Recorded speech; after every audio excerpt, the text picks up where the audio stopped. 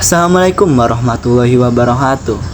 Saya Gunung Raditya dari kelas 11 B2 absen 19. Nah, seperti yang bisa kalian lihat, saya sedang menjelajahi dunia Minecraft.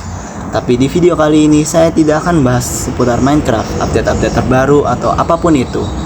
Karena di video kali ini saya akan bahas tentang salah satu ilmuwan paling berpengaruh dalam dunia fisika. Yang ilmuwan tersebut sangat-sangat berhubungan dengan apa yang ada di belakang saya ini. Ya, air. Jadi, siapakah ilmuwan tersebut? Apa saja penemuannya dan bagaimana hidupnya? Langsung saja simak video ini. Sekitar 2000 tahun sebelum masa kita hidup, di sebuah kota kecil bernama Siracusa di tepi pantai Pulau Sisilia, lahirlah seorang anak yang kelak dikenal sebagai salah satu ilmuwan paling jenius dalam sejarah manusia, namanya Archimedes.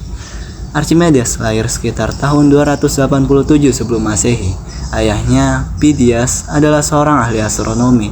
Dari sang ayah, Archimedes kecil tumbuh dengan rasa ingin tahu yang besar terhadap langit, benda-benda, dan segala rahasia alam semesta.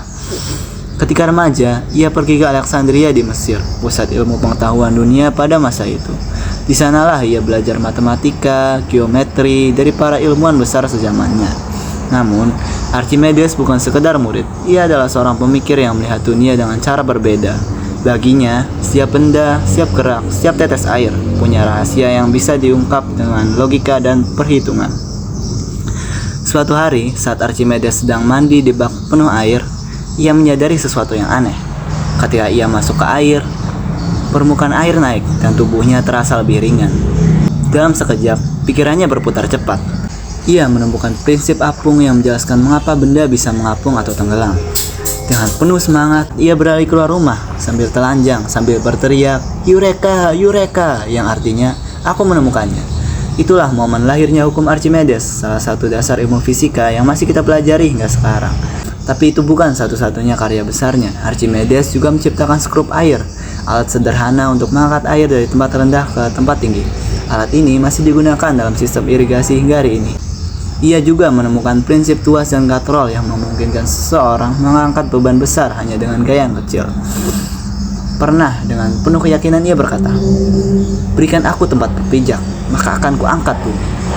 Dalam bidang matematika, Archimedes meneliti bola, silinder, dan parabola, serta memperkirakan nilai pi dengan ketelitian luar biasa. Semua itu dilakukannya tanpa kalkulator, tanpa komputer, hanya dengan kekuatan pikirannya. Namun, Archimedes bukan hanya ilmuwan di ruang laboratorium. Ketika pasukan Romawi menyerang Siracusa, ia turun dengan membantu mempertahankan kotanya. Ia merancang mesin perang raksasa seperti ketapel besar, dan bahkan cermin pembakar yang memantulkan cahaya matahari untuk membakar kapal musuh. Bagi banyak orang, ia bukan sekedar ilmuwan. Ia adalah penyelamat sekaligus simbol kejeniusan bangsa Siracusa. Sayangnya, kejeniusannya tidak menyelamatkannya dari takdir.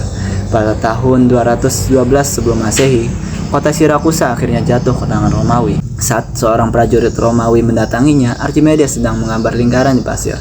Ia hanya berkata pelan, "Jangan ganggu lingkaranku." Namun prajurit itu tidak mengenalnya dan menebasnya.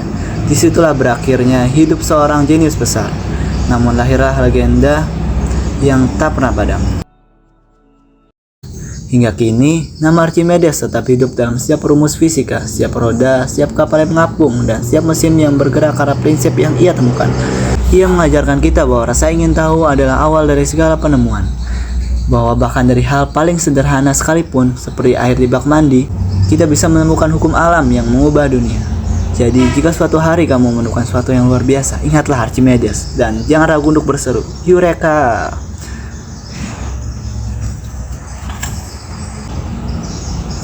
Nah, begitulah kisah dari Archimedes. Menarik bukan? Terima kasih sudah menonton dan jangan lupa tekan tombol subscribe-nya dan like video ini. Terima kasih.